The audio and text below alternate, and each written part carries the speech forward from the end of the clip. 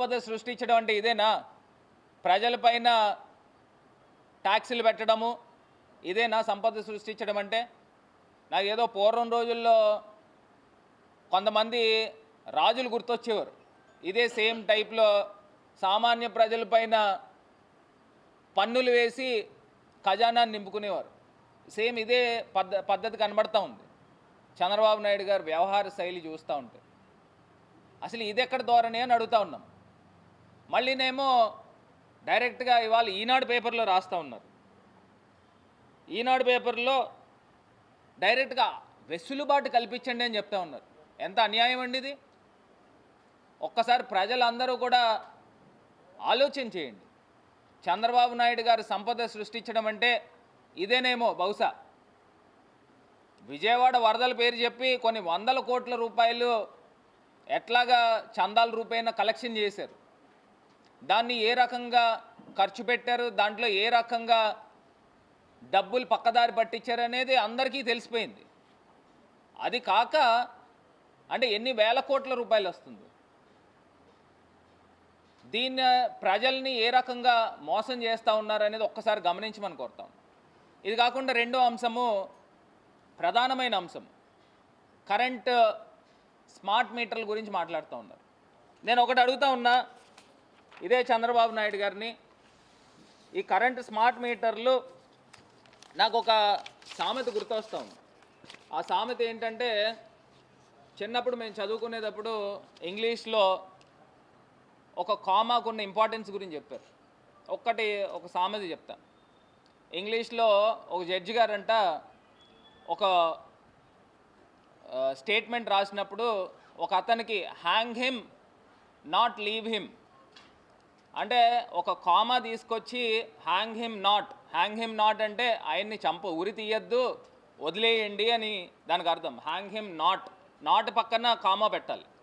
ఆయన పొరపాటున hang him దగ్గర కామా పెట్టారు. అంటే ఉరి తీసేయండి, అతన్ని వదలొద్దు అని. అంటే హ్యాంగ్ హిమ్ నాట్ దగ్గర ఒక కామా పెడితే, హ్యాంగ్ హిమ్ పక్కన ఒక కామా పెడితే ఎంత తేడా ఉందో, అదే రకంగా ఇదే తెలుగుదేశం పార్టీ ప్రతిపక్షంలో ఉన్నప్పుడు స్మార్ట్ మీటర్లు ఉరితాళ్ళు అన్నారు. మరి ఇదే తెలుగుదేశం ప్రభుత్వం అధికారంలోకి వచ్చాక స్మార్ట్ మీటర్లు వచ్చేసాయి అన్నారు.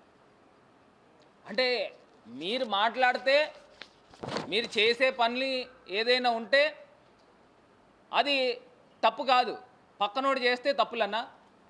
అంటే నాకు అర్థం కావట్లా. ఇదే చంద్రబాబు నాయుడు గారు ఆయన చెప్పిన అంశం చూడండి, రైతు మెడకు ఉరితాళ్ళు వెయ్యవద్దు, రైతు మెడకు ఉరితాళ్ళు వెయ్యవద్దు. అంటే స్మార్ట్ మీటర్లు ఈయన ప్రతిపక్షంలో ఉన్నప్పుడు మాట్లాడిని. ఇప్పుడేం మాట్లాడుతున్నారు? స్మార్ట్ మీటర్లు వచ్చేసాయి అంటే దానివల్ల ఏదో ప్రజలకి ఏదో న్యాయం జరిగిపోతున్నట్టు. అంటే ఈయన చెప్పిన విధానం అంటే ఇదెక్కడ రెండు నాలుకల ధోరణి అని అడుగుతా ఉన్నా. ఎంత అన్యాయమా! ఇంత అన్యాయంగా మాట్లాడుతూ పైపెచ్చిన ఈ 5 నెలల్లో ఈయన చేసిన నిర్వాహకం ఏంటంటే సుమారుగా 57,000 కోట్ల రూపాయలు అప్పులు చేసిన ఘనుడి కిందన మనం పరిగణించాలి. 57,000 కోట్ల రూపాయలు. ఇదే అసెంబ్లీలో 5 నెలలు పోయిన తర్వాత ఇప్పుడు బడ్జెట్ ప్రవేశపెట్టారు. ఈ బడ్జెట్ ప్రవేశపెట్టిన దాంట్లో క్లియర్గా తేటతెల్లమైంది కదండి ఈయన ఎన్ని అబద్ధాలు ఆడారో. గతంలో జగన్మోహన్ రెడ్డి గారి ప్రభుత్వంలో 14 లక్షల కోట్లు, 13 లక్షల కోట్లు నోటుకొచ్చిన మాటలు చెప్పారు. అప్పులు చేసేసారు 13 లక్షల కోట్లు, 14 లక్షల కోట్లని. మరి ఇదే అసెంబ్లీలో బడ్జెట్ మీరు పెట్టినప్పుడు జగన్మోహన్ రెడ్డి గారి హయాంలో 6,75,000 కోట్ల రూపాయలు సుమారుగా అవే అప్పులు. అంటే గతంలో మీరు చేసిన అప్పులతో కలుపుకుని మరి ఏ రకంగా అబద్ధాలు ఆడారండి? ఇదే చంద్రబాబు నాయుడు గారు నోట్తోనే కదా ఇన్ని మాటలు చెప్పిన వాళ్ళు. మరి ఏ రకంగా ఇన్ని పచ్చి అబద్ధాలు మరి మాట్లాడతారో నాకైతే అర్థం కాల. ఇది కాకుండా కరెంట్ ఛార్జీల గురించి చంద్రబాబు నాయుడు గారు ఊరూరా ప్రచారం చేశారు. ఏమని ప్రచారం చేశారు? మేము అధికారంలోకి వచ్చిన తర్వాత నాణ్యమైన కరెంట్ ఇస్తాము, కరెంటు ఛార్జీలు అనేవి పెంచమని చెప్పేసి నేరుగా చెప్పిన మాట ఇదే చంద్రబాబు నాయుడు గారు. మరి ఆయన గెలిచిన తర్వాత మాకున్న లెక్కల ప్రకారం ఆయన 11,000 కోట్ల పైమాటే పెంచేదానికి ప్రణాళిక రూపొందిస్తూ ఉన్నారు. ఈ స్మార్ట్ మీటర్ల పేరు చెప్పి అదేవిధంగా సామాన్య ప్రజలకి ఏ రకంగా ప్రతి యూనిట్కి గరిష్టంగా రూపాయి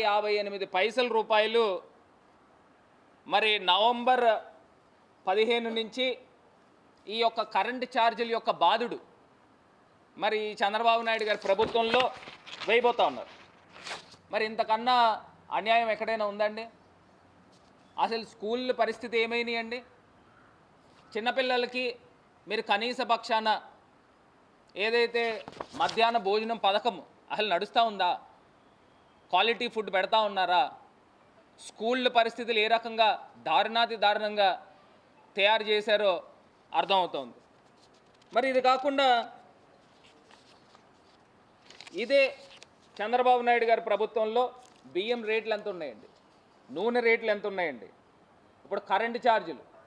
నిన్నటికి నిన్న సాక్షాత్తు అసెంబ్లీలో మరి మీ ఎమ్మెల్యేలు నేరుగా మాట్లాడుతూ ఉన్నారు. ఉచిత శాండ్ అన్నారు, ఆ పారదర్శకత కనబడట్లేదు, లోపం ఎక్కడుందో మరి దాన్ని సవరించాలని చెప్తా ఉన్నారు. 5 నెలలు అయింది, లోపం ఎక్కడ ఉంటుందండి? అమ్మ అని పిలుస్తాం, ఆయన తల్లిగారు అనే పదం మాట్లాడతారు, విజయమ్మ గారు అనే పదం మాట్లాడతారు. ఆయన ఇచ్చే గౌరవము, ఆయన చెల్లికి కానీ తల్లికి కానీ ఇచ్చే గౌరవం. ఆయన షర్మిల గారిని కూడా షర్మిలమ్మ అని పిలుస్తాడు, విజయమ్మ అని పిలుస్తారు. అది ఆయన తాలూకా ఇచ్చే గౌరవం.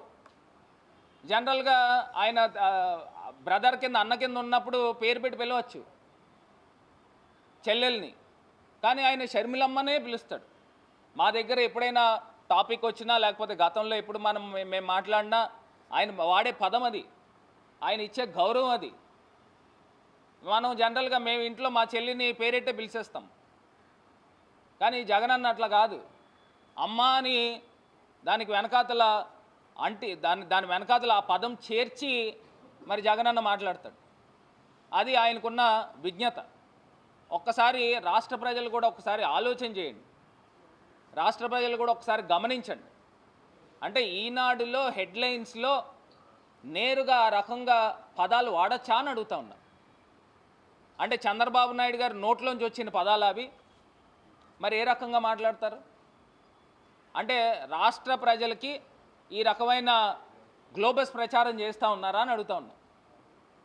ఇప్పుడు నేను ఇందాక చెప్పాను ఒకటే సామెత, అంటే మీరు మాట్లాడితే అన్నీ కరెక్ట్, పక్కనోళ్ళు ఏదన్నా మాట్లాడితే అది పెద్ద అన్యాయం జరిగినట్టు భూతద్దంలో పెట్టి చూపిస్తారా అని అడుగుతా ఉన్నా. అంటే మీరు తీసుకొచ్చే స్మార్ట్ మీటర్లు వచ్చేసాయి అని చెప్తున్నారు, అంటే రైతులకి ఏదో మేలు జరిగిపోతున్నాయో అని చెప్తా ఉన్నారు. గతంలో అదే జగనన్న ప్రభుత్వంలో స్మార్ట్ మీటర్లు వస్తే రైతుల మెడలకి ఉరితాళ్ళు వేస్తున్నారని చెప్పారు. అంటే ఎంత వ్యత్యాసం ఉందండి, ఇంత వ్యత్యాసం ఉంది.